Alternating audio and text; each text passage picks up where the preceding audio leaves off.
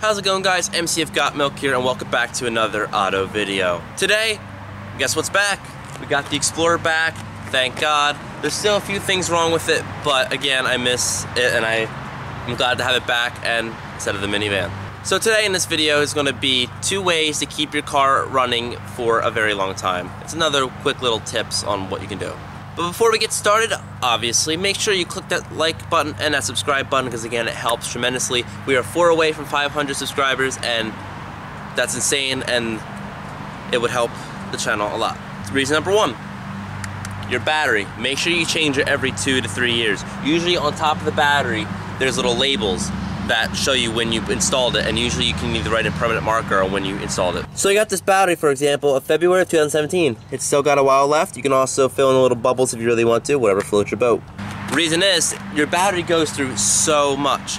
It has to deal with all the electronics, has to deal with it starting up the engine. The alternator sends so much power back to it, which also wears it out. So, if you don't want your battery to fail, change it every 2 to 3 years.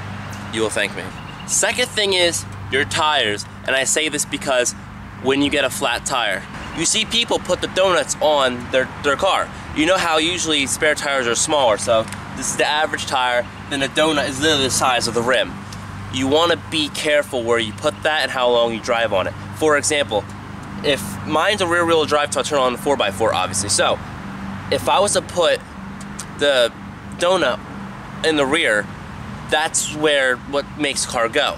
You don't want to do that because your car senses that something's messed up and it will try to lock it up. You do not want to do that. You want to, for example, change each tire out. If, let's say, back tire blows out in your rear-wheel drive, take that tire off, take this tire off on the front, put that, replace it, and put the spare donut on.